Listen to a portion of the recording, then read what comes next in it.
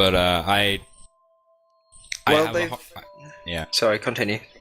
I just have a feeling that like most fun content won't be in the first zone, so people won't be like playing in those zones. Maybe the next zone, but I don't think the first zones will be like the most popular ones. But ArenaNet like said that they were like going to add the zones and beginning zones and change them, so it would be fun to revisit those zones to just see what happened there. Yeah. Yeah, they said they're going to do a 50-50 split when the game starts, pretty much. So they're going to have half the people making new content and half the people fixing the old content. So like actually making new dynamic events and stuff like that. And they're going to make it so that when they add, like, so at the minute there's like a brood mother event which triggers every 10 minutes. And they were saying that they would add another event in that area which triggers every 20 minutes and then reduce the trigger time of the brood mother events 20 minutes as well. So it's still the same number of, like, same frequency of the dynamic event happening, but it's two different dynamic events. So I think, like, actually people will want to go back to zones and be like, oh, what's changed in here since we last came back? I didn't know they were doing that. That's actually really good, because the way I thought about it is I didn't think they'd come back and just add new dynamic events, because it's kind of impossible to come up with new ideas for dynamic events like every week. But that 50-50 split, that would work quite well, because that would, like, me personally, I'd want to go back and be like, hey, what changed? Yeah. Yeah, if they change stuff, of course, they will. I think if they do keep updating stuff, then there won't be any issue with people going back and playing through then it. there's no issue at all then. And if they kept adding things like the little, achievements in game, or maybe stuff that will, maybe you'll unlock different dyes or something like that that's like aesthetically pleasing, that would bring people back too. Especially people who are like completionists. They're like, oh, a new achievement came out and it's in the early level areas. Like, I have to go back and complete it, I'd definitely do that. I would too. Speaking of the... Sorry, continue. Maybe an expansion pack that is in the depths of Tyria, and it's like a level 90 if they update the level cap zone, and it's like underneath the starter zones, so you've got to go back to the starter zones to do the newer content. Yeah. Oh yeah, like you have to clear a certain percentage of the starter zone so that it would open up the area beneath it. Something to put in with that, actually. To go to the depths of Tyria, if you were in the starter human zone, if you went past the graveyard, there's a little cave in there. It was like a little bandit cave, and you couldn't get past a door. That could actually be used for that if you think about it. If you guys went there. Sorry, on Lion's Arch? It was Queensdale. Then, so yeah, southwest of Queensdale. Yeah. Bandit caves. If you knocked a bandit, it would pop it every once in a while. And if you went up, you could look through a grate and see this huge amount of bandits. They could actually use that for what I was saying as kind of an expansion pack. Go explore Yeah. Queensdale. Like, what's there? Well, that thing would kind of actually help. Well, both new players as well, because if they need to help out to destroy something that is under the depths, under the surface, I mean, so that I don't even know what I'm saying, Jack. Sorry. I'm wondering. In Queensdale, and like they have different level mobs throughout the place. That, like certain high level people come back and like help the noobs or the lower levels fight off the destroyer, so Queensdale isn't overtaken. Like if it is, you'd have to fight Actually, the destroyers back to make it so Queensdale's back up. That'd be nice. you know what that sounds? You know what game that sounds like? Yeah, sounds exactly like Rift. Well, but if it had let's say that would actually kind of work, I think, because the Rift thing was kind of cool, except it had just like standard quests, so it didn't really impact anything. But if you would implement that with like the event thing, and yeah, I think that would work just perfectly. Keep that content to make us like hardcore MMO gamers come back to those lower level areas to make sure we're always getting new players up into like world versus world status, like get them up so they can go experience the true like meat of the game. Yeah.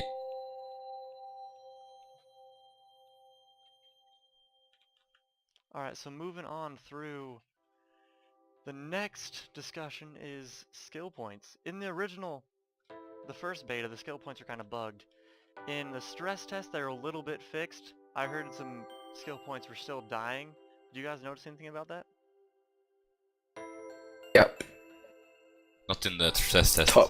Top left corner of the ESSA plateau, there was a dead skill person who was dead in the first thing, and it's the one skill person I'm missing to complete that map.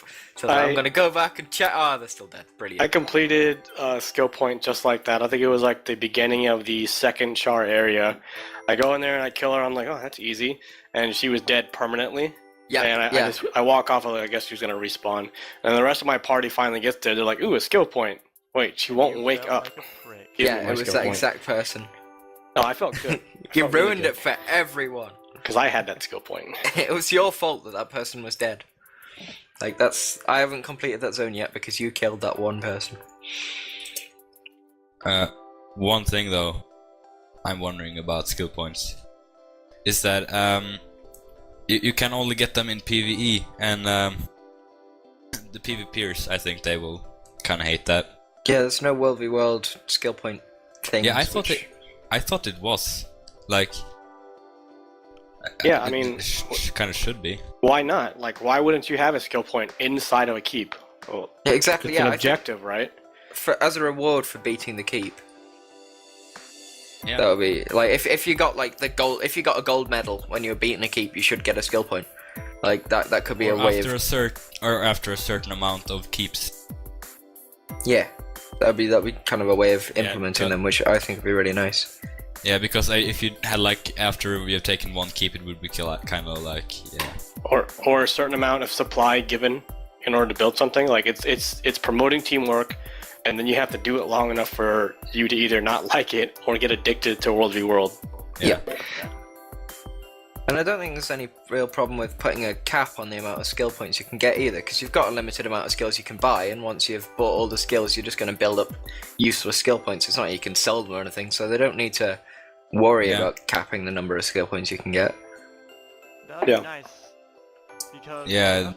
let's say, because in PvE, they have a way for every renown heart that if you want to be like a collector to finish the renown heart, you can do it. If you want to go kill stuff, you can do it. So to do that in World versus World, like if you want to be one of those guys setting up the siege tower or the little ram that knocks down the door, you can get a skill point for that. Or the warrior, like if you get in this huge epic battle like red versus blue, and you show that you were actually helping in it, you get a skill point for that.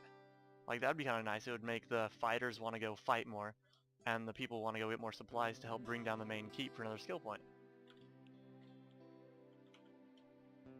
Yeah. Absolutely. Hopefully they'll put some way of getting skill points in World v World, because I was looking forward to trying to make a character in World v World and just going 1 to 80 completely World v World, but without actually being able to unlock skill points.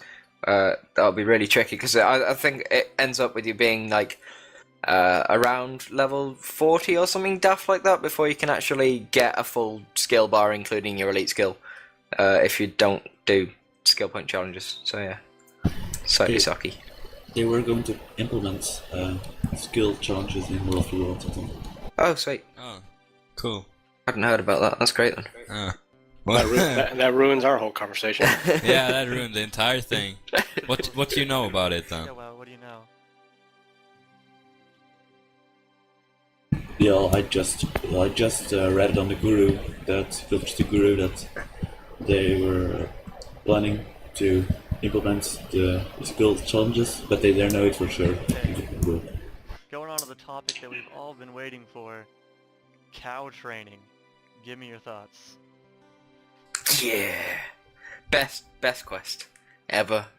Actually, it bugged me a little bit because I got there and I was like, okay, so there's a field full of cow. Oh, I'm a cow. I was looking forward to, like, I don't know, because there's that one skill point where you actually fight the guy's cow. So I was like, oh cool, now I'm gonna get to fight a herd of cows. So then I talked to the guy. I was like, oh wait, now I am a cow. But then I was happy because I like when it said put on this cow costume, I was expecting like a tacky cow costume, but then it actually looked really realistic to the point where when I was stood next to some smelly cows, somebody came and tried to wash me instead of them. So it was brilliant. My favorite part about the entire thing is that most people hated it and hated that it was in the game, and they didn't want to do it. But the people who were with me, we had been grinding the game for so long, just power leveling, and when we came here, we kind of just like, we turned that switch off and just like enjoyed the game for what it was. We were like, I mean, we spent like an hour there just like laughing our asses off, trying to figure out how to complete this quest. You know, racing in cow form. It was a good time. I didn't do that one actually, but I did the. Yeah, I did the cowtillery, or catapult. Catapult. Catapult, yeah. I did that one. That was really fun. It's so absurd. Like the place was just like so weird. Where was it? Where was it? It was like south of the Meetoberfest. Oh, I didn't. Ish. I don't think I went to it. Yeah, I didn't get that one. I did the cow training quest, but I didn't get the catapult one. Must have just missed it. Yeah, it was like it wasn't any roads to it or anything, so it was in the middle of the field. I like that they've got things hidden in the middle of nowhere that are actually like really cool, rather than just being like, let's put all the cool stuff in town. It's like, no, let's make people go and explore. And like the fact they put in really good rewards for exploring, I like a lot. Yeah, I mean, and not just the rewards, it's what other games are lacking, especially MMOs, is your reward is doing the event, playing the game, right? It's not like some sort of armor unlock or some sort of currency given to you. You play it and you have fun. So I noticed that a lot from just randomly exploring. Like I didn't even find the catapult, and now I wish I did. You know what I mean? Yeah. Oh. Seeing how far they go. Kind of awesome thing. Or science. For science. So during the cow training, did you guys do the dynamic event where you'd have to use like different skills on the dummies, and one skill was charm? So they were inferring that some cows can be attractive.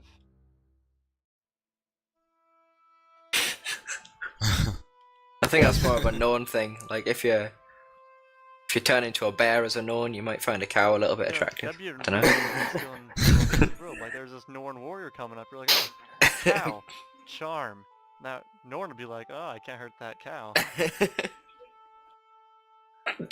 That'd be great. I had one extremely entertaining moment in structured PvP actually, where I was playing as a warrior and then my friend was playing as a guardian, and we were completely dominating because we had like the full protectiveness of the guardian and then the damage of the warrior, and it was like the best combination possible. And then we ran into this elementalist and mesmer pair, and we're like, yeah, two low armor professions, we're just gonna kind of smash them and move on. So we wanted to smash them and move on, and suddenly I noticed that my guardian friend was a mower and was running in the opposite direction. I was like, thank you, Mesmer, for that one, and then I fell over as soon as the elementalist reached me. So yeah. That's their elite skill. Yeah. Yeah. And if I was a mesmer, that would probably be the skill that I go with. Crazy. Annoying. Find a way to spam it. Just turn everyone I can see into a mower. Mowbirds are Be actually great. surprisingly dangerous in Guild Wars, too. Like, I died a few times to a mob of mowbirds. Oh yeah, because you have AoE skills, so you don't actually realize the AoE, and then you end up just kind of aggroing like 4 mowers. And You're like, "They're just yeah, mowers, it didn't end well for me.